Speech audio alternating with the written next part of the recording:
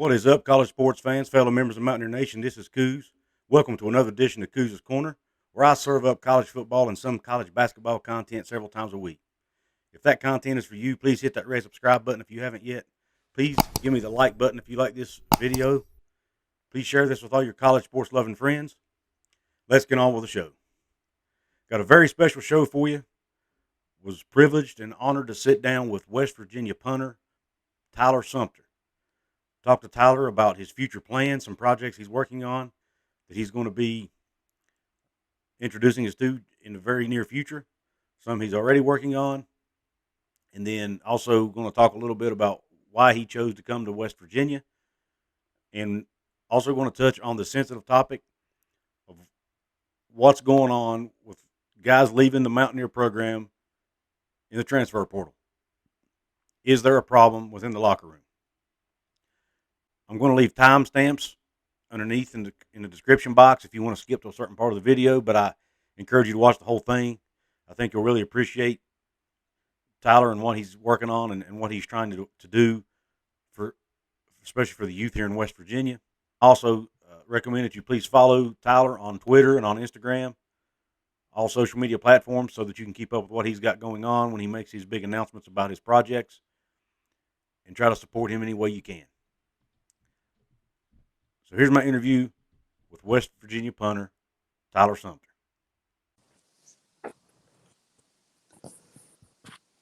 What's up, everybody? This is Couz from Couz's Corner coming at you with another episode. I appreciate everybody tuning in. I'm here today joined by a very special guest, Mr. Tyler Sumpter, punter from West Virginia University. How you doing, Tyler?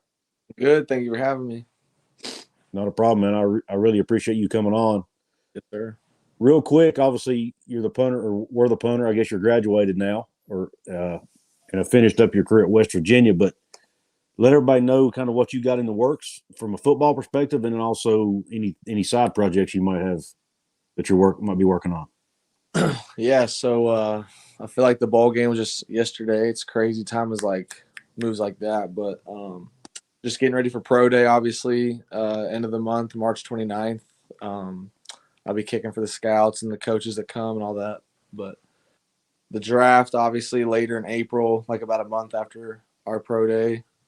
So just preparing for that, my body and punting and kicking. I'm going to do all three at pro day. So I'm trying to basically balance out how I kick, when I kick, punt, lifting. I'm in Morgantown. I'll basically be here until pro day. But other than that, I'm just shooting. I shot my first wedding since the bowl game.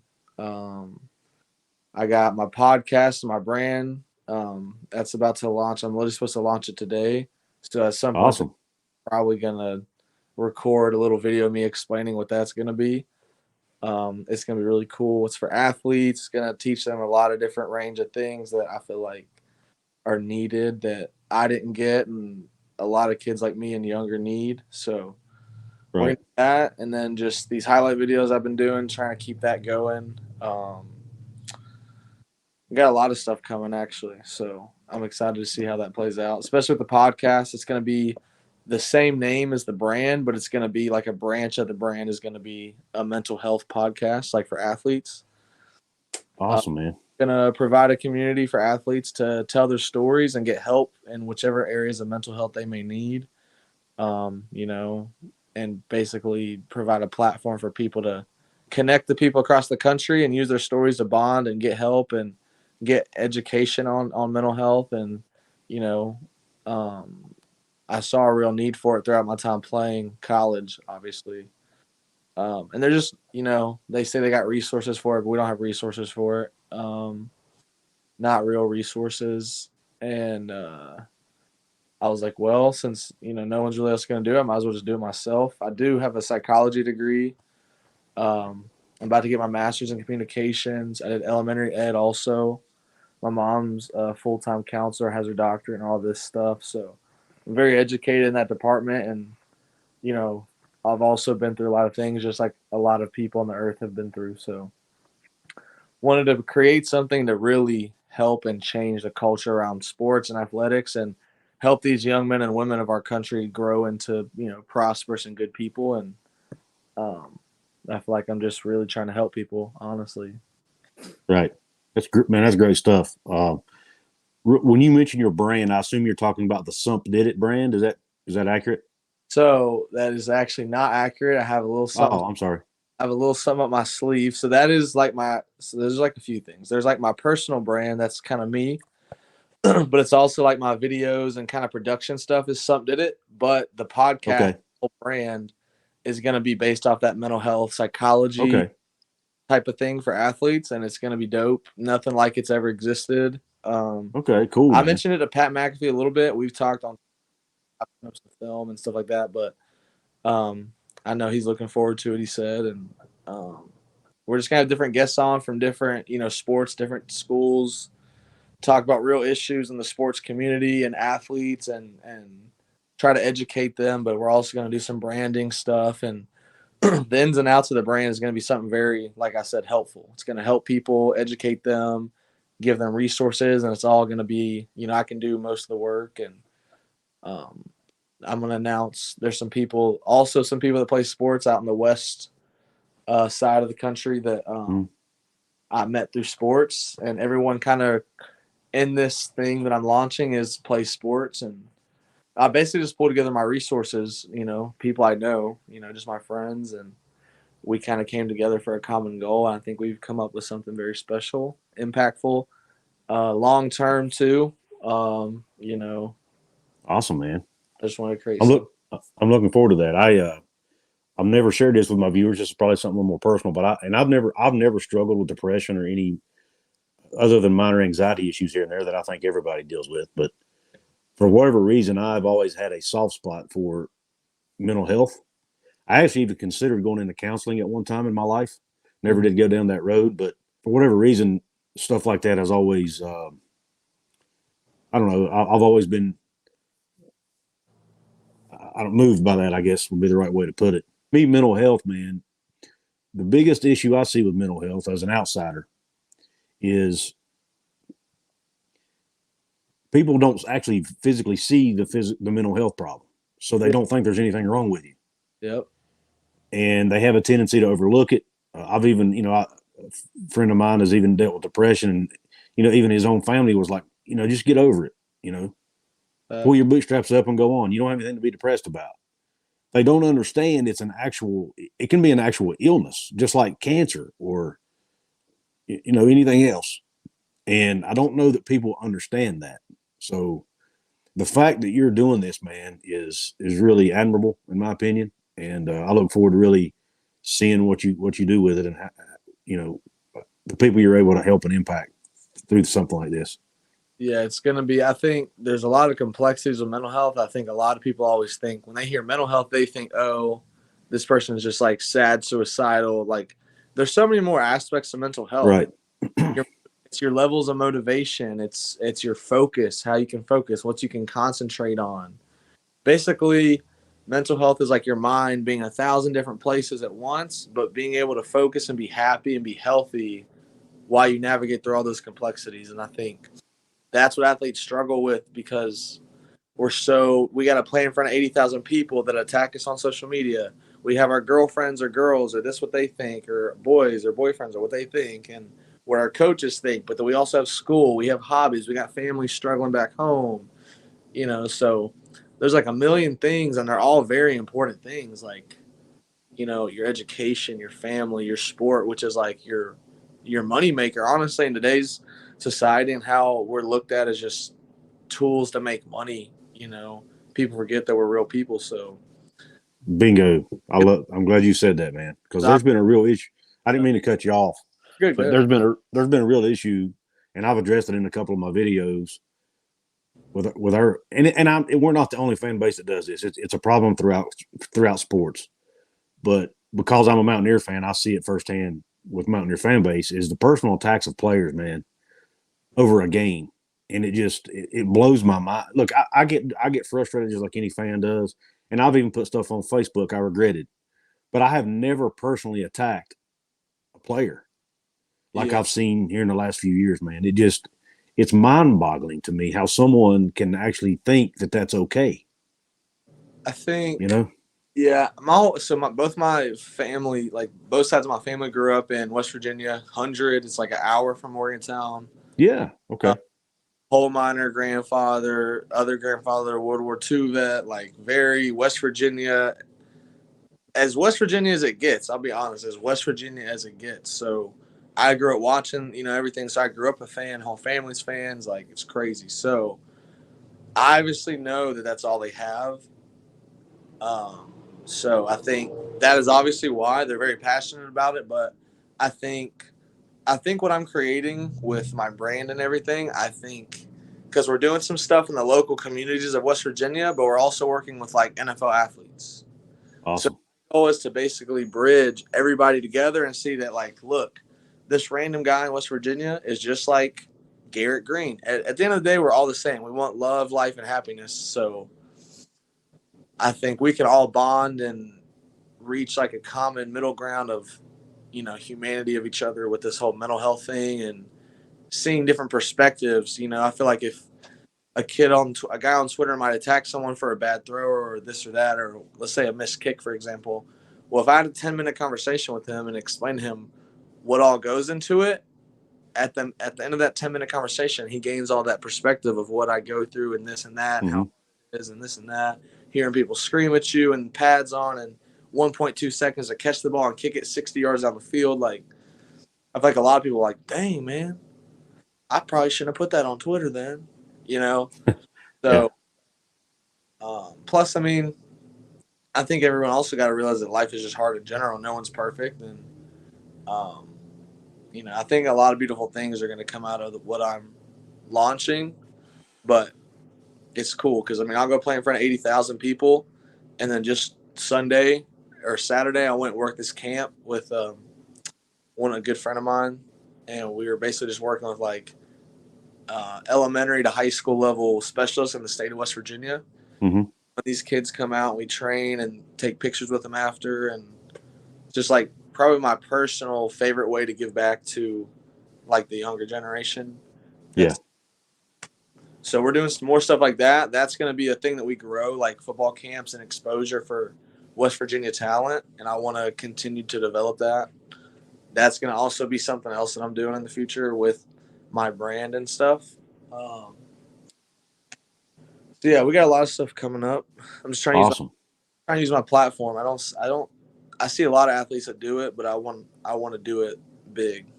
So I want to set the standard for that. Go big or go home, right? Yeah, especially in the state, there's so much to offer. So Yeah. I'll pour myself into it. Well, man, as a lifelong resident of West Virginia who grew up playing sports in West Virginia, I also see some of the needs you're referring to. Yeah, I've seen it around me my whole life. I was blessed with a stable family life. Uh, not a lot of problems. I mean, obviously I had problems, but not to the extent a lot of other people did. You know what I mean?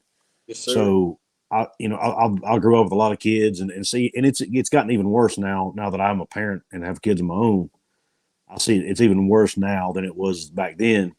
So many children being raised by single parent homes, living with grandparents, parents on drugs, suicidal. I mean, you name it, man. And so for somebody like yourself and the people you're going to be working with to want to give back to some of these kids, man, it's a good thing. I really think it's needed, and I think you might be addressing a need that's you might be helping fill a gap that's been needed to fill for a long time.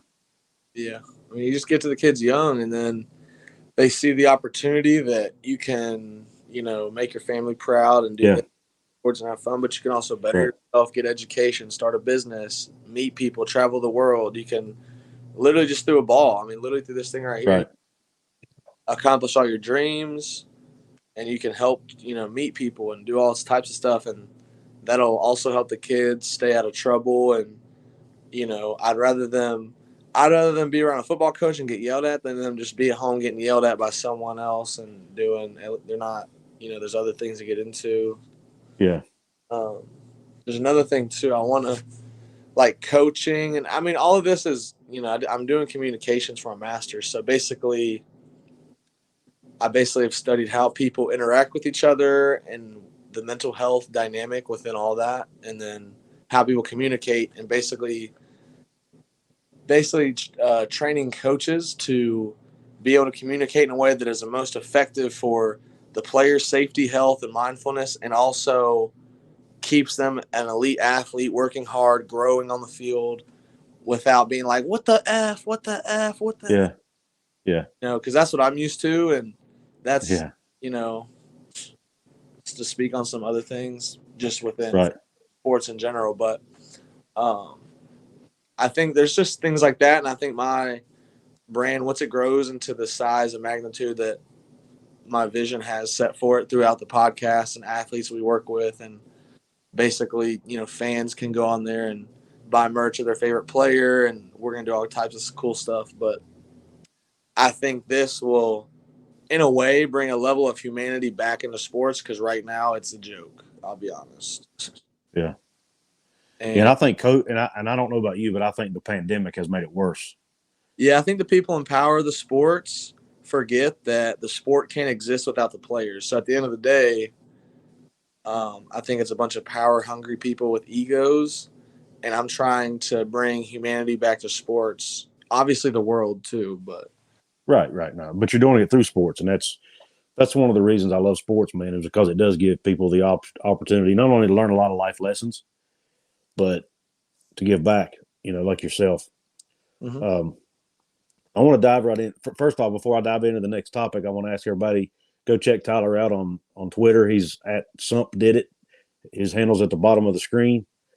He's very active on Twitter, and he mentioned to me before we went on air that he's also very active on Instagram. So Same thing. I personally am not on Instagram much, but for those of you who are, go check him out. And are you on Facebook as well, Tyler? Yeah, it's just Tyler Sumpter, just my name. Okay. But let's dive, if you don't mind, let's dive into a little bit of football talk. Number one, what brought you to West Virginia? Tell us your story. So like I said, family. So my grandparents, both sides of my family from West Virginia. Both my parents went to 100. My mom's side of the family all lives up here still. Most of my dad's family is down in Bama now, but that was like once he was in high school, I think. But He was a coal miner, all this stuff. Grew up watching West Virginia. I mean, it's really all I knew. People always ask me Bama or Auburn fan. I just say go Mountaineers, and they're confused. That's awesome. That's great. I've had West Virginia stuff my entire life. Grew up in the Pat White days and, all that good stuff. So, oh, yeah, the glory days, man. So basically go to Troy, kind of wiped away my, I was like, I'll never go to West Virginia. So I just deleted that out of my mind basically. And Coach Brown got the job here, but I knew I had to play another year at Troy. But I knew it'd be in the back of my mind. I knew it was a very likelihood that I come here. So it was crazy to me. So just for my family, and I wanted to play at a big school my last year, and I literally could not have fallen together any more perfectly than it did coming here. Literally is a dream. Okay. Like literally mean is a dream to come true. So awesome. Man. It's kind of crazy. I'm still it's still nostalgic. But yeah, that's awesome. I literally I could not pick another team. The fact that you get to, I mean, how often does that happen that you get to play? I mean, especially it's even cool for kids who grew up in West Virginia, but for you to grow up in Alabama and West Virginia still be your dream school and you still end up there, that's pretty cool. Yeah, we would come up here for Christmas and like summers. So like in the summers we'd come up here and go mudding, and like they got a campground, and we'd camp in the camper up on the campground, and then Christmas we'd come up here for like a week. So I mean, I grew up here some, but obviously mostly in Bama, just holidays and summers up here kind of. Right. But no, it was crazy. Like I remember running out for Gold Rush, and I'm like, I'm really about to be the punter for West Virginia in a Gold Rush game. I'm like running out. There's all the people in gold screaming. It's super loud. The band's playing. It's like I literally just I started laughing. It was just like crazy to me, like that was real. But you never got to experience a night game in Mountaineer Field, did you? I don't think so. I feel like we played one this year. Well, the Long Island game, like towards the end. Yeah, it got dark near the end, but I mean a true, 7:30 p.m. kickoff, man. I'm telling you, it's a whole different ball. I mean, day games are cool, but man, when the sun goes down in Morgantown, brother, it is a whole different Yeah. I was there. I don't remember the year, but we played LSU. Both teams were ranked in the top 25. LSU came to Morgantown. Man, it was crazy in that place, man. Absolutely crazy. I remember watching that game on TV. Wow. Yeah, I was there. It was a cool game. It was one of the coolest experiences of my life as a sports, from a sports perspective, as just a fan, But I was not blessed to play it at the level you did, but to experience it as a fan was still pretty cool stuff. But so when did you place kick at Troy as well, or strictly punt? Yes, sir. So I was our field goal kicker I was our field goal kicker. I was just the punter.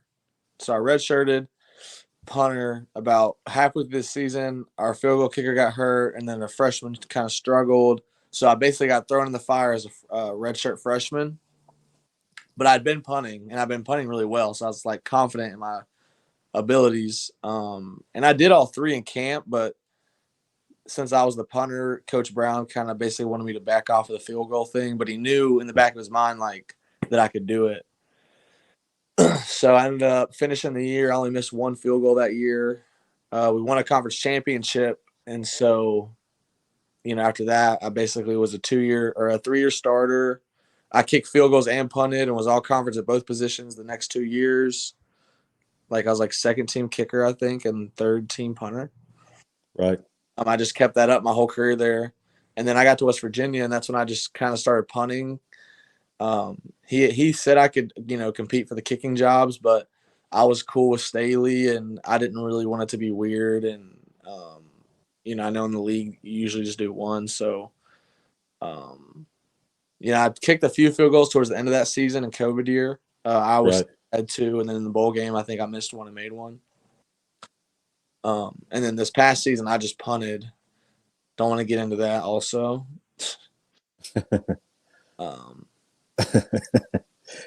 I'm not trying to get into vaccines and politics right now. I understand. But totally get it. I'll put it this way. I should have been kicking field goals this fall. I'm not going to argue that. Well, I mean, as far as field goals now, I will say Casey Legg did okay there, but oh no, we did proud of this dude. Oh my God. Like I basically didn't get to kick field goals this year because I didn't get vaccinated when he wanted me to. Oh, I got you. Is what it is. I ended up getting vaccinated, still didn't get my job back. So I guess I lost my job over a 3-day late vaccine. But yeah. Casey, the man, oh my God. The dude works so hard, such a good teammate. Even amongst like me starting and he knew he wasn't gonna get to play, he was still supportive and helping each other. So for him to go and be a semifinals for the Groza, be all conference, gain a scholarship, like those are things that would not have happened if I would have played. Yeah, it would have helped my career out, and I probably would be at the NFL Combine right now. But I don't feel like it's a little selfish of me, and I'm glad that because I feel like he deserved that a lot more. Yeah. And the NFL is not a super crazy dream of mine, so I would rather somebody live out a top dream than me get like a not. It's like it doesn't really. I get it. It's a very unselfish attitude, man, and that's. But I was going to say, I would have loved to have seen I would have loved to have seen them put you in on some kickoffs. I could do all three. I mean, they're just a little iffy sometimes. They don't want us to get hurt, and they'll be worried that if you're hurt, you can't kick, and But it's all. I get it. I understand, but so I know one of the things you've been very vocal about on Twitter is the transfer portal and people bashing players who transfer. Mm-hmm. So tell me a little bit about your opinion as a player on the transfer portal. Do you think, I mean, obviously you like it, right? Because it gives you guys more flexibility, but do you think it needs to be regulated a little bit more so that it's not so chaotic? What's your take on it? So I try to basically look at everything on the same playing field. So that involves basically everybody involved in the sport itself. Right. So you can't obviously have, coaches and assistant staff and your operations and video people and all these that can just leave and go as they want. Then the people who have to deal with all the expectations and have the hardest part playing with no freedom, that just makes no sense to me. So I'm not against regulation, but whatever they do, they need to do it for everybody involved, you know? Right. That's my own personal opinion because, you know, no one else has to run up that hill that sucks or get booed out of the stadium or deal with, you know, that or has to get concussed and gets hit and blindsided and breaks bones in their body for, you know, people to watch and everything while people are making billions of dollars off of us. So yeah, I definitely think I like it. I think how it is right now, I think it's fine. I think I have no problem with fans being upset about it. My whole thing is that when we get players from the portal, they celebrate it, and I get it. But like the portal's the best thing. But then when we lose players, instead of being like, "Oh, the player left, boo, boo, boo," which I can respect that. Well, not unless it's not disrespectful, then I can. I understand it's okay to be upset that they left. Leave, you know what I'm saying? Like be against. Got to either be for the portal or against the portal. That's the inconsistency that I've seen with fans and just you know. And I'll admit I've been guilty of that, but I've tried to step back and just as in this past year or so, when I started doing videos, man, I really started reassessing how I think and how I approach things because I pay more attention now. Yeah, for sure. I look at it for more than just a fan. I try to be analytical about everything and try to see both sides. And I saw somebody make a comment one time about it may have been you. I don't remember who it was, but said, you know, you can't have it both ways.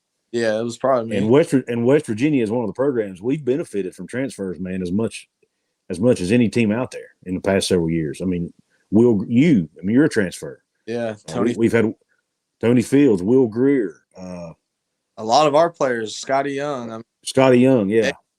A lot of them. So, I mean, I'm just throwing out names off the top of my head, but yeah, my point is we've had a lot of transfers, and Jarrett was a transfer, which that's a whole nother discussion about how the fan base treated him. But which actually I'll talk to you about. Let me ask you about that. Do you think the fan base is the reason he transferred? Nah, Doege's very like mentally, like he's as an elite athlete, you got to have like ball is ball, and then real life is real life. So, you know, I think, obviously he's stepping into a great program where that kid had just set all those records. So he's walking into a, you know, I can't really speak for Doege on that because on that specific question, I can give you advice. I would never want to play for a fan base that talked to me how he talked to him. I'd definitely put it that way. Why would I kill my body, get hit, get sacked, get all this? Even so, when I do play, you know what I'm saying? I wouldn't be able to do it. I'd be like, it's just kind of fake to me. But I also get that there's like a standard of performance and this and that. But I will also say that players do what they're coached to do. So if there's a decision or this or I feel like bad plays, okay, cool. He's a human being. He makes mistakes. If he does stupid stuff repeatedly, okay, well, he's probably being coached to do that. Yeah. So then you need to point the finger at somebody else. So either way, there's just no reason to ever talk to a 21-year-old like that. I don't, you know. Yeah. I personally wouldn't want to play for a fan base that talk crap to me all the time. I would want to be around, and just in general, people that want to love me and look out for me, you know. But do you not think that every fan base, at least at the Power 5 level, is like that to an extent? Oh, yeah. That's not a West Virginia thing. When I talk in general terms. I mean, all the stuff with Rattler, when we were at Oklahoma, they were literally we want Caleb. Like, it was crazy. Right. Like, across the – you got to think, like, there are 80,000 of y'all screaming something at a 19-year-old. Like, that kind of stuff can make kids kill themselves. Like, I don't think people realize the seriousness of that stuff. Like, it can literally crazy to deal with. Like, even going on the field just to kick or like punt and hear 90,000 people screaming, there's like a level of psychopath that I have to be to like tune that out, you know? So, well, I mean, you guys could get death threats for missing kicks, man. Pat McAfee on my phone right now. Are you serious? Not like death threats. But like just learn how to kick, you useless mother effer. Why were you even born? Or just like crazy. Oh, geez. See, man, that's the kind of people. I don't mind a fan being critical of a player. Being critical is okay. But yeah, facts. Personal attacks. make a kick, yeah, that's facts. Like, I know that. But being like, you're useless and you're a waste of sperm, Yeah. all this crazy stuff I've read on my phone, like, Yeah, it's that ridiculous. It's attack. absolutely ridiculous. It actually makes me angry, to be honest with you. I don't even want to go. I get angry thinking about it, man, because that's just people that do that just have no conscience, in my opinion. Well, yeah, it's like I just messed up a play. It's not like I came up to a fan and got in their face and spit on them. I would understand if they said that stuff then, but if I'm just has nothing even to really do with them, you know. And then there's a part of me too that feels bad for them because I'm like, if they take a football game that seriously, and they're not even the one playing in the game, It's just a mindset. then It shows you all the different perspectives of all the people involved, and that's a thing with my brand that I want to kind of eliminate, and it's going to bring everybody to the same kind of level and be like, look, we all deal with the same stuff, and we all like football, and we all like this, so let's try to find a better way to support and love each other and criticize each other and find a good balance. And that's one of my bigger, longer term goals with my brand is going to be to do that stuff. So, all right, now I'm going to ask you the controversial question that all Mountaineer fans want to know. okay. Are we losing transfers to the transfer portal because of a culture issue within the Mountaineer program, or is there a reason for us to be concerned? I guess would be the best question. So the only reasons that people do transfer are playing time and happiness within the program, aka the culture. I wouldn't really put NIL because it just started and kids don't know about it like that much. So that basically leaves you with two options: playing time, culture. So when you got players that are starting, so it's obviously not that, then that means culture is it. If it's, so. Okay. And it's also kind of a more relative question. Some people could have a problem with the culture, some couldn't. Some could have a problem with it, but it's not really worth them leaving because what they've got set up at a certain, maybe in Morgantown or whatever. Some kids are on a whole different. So there's a lot of different motives, but I feel like that is definitely one of them. Kids are not going to stay somewhere that they're not super happy. Um, you know, so I would definitely say that maybe something to worry about. I'm a very optimistic person, though, and I get that, a lot of kids my age are just trying to be in a better situation. And, if they feel like that this isn't the best option for them, then, that's happening at an alarmingly large rate. Maybe there is something. Guys, I hope you enjoyed the interview. There was some technical difficulty there at the end, but I was pretty much able to get through everything I wanted to get through with Tyler, and he was able to answer most of the questions I wanted answered. So I hope you enjoyed it.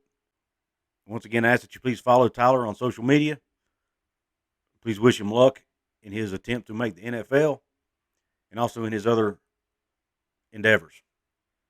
I appreciate you tuning in to another Couz's Corner video, and until next time, Q Country Roads.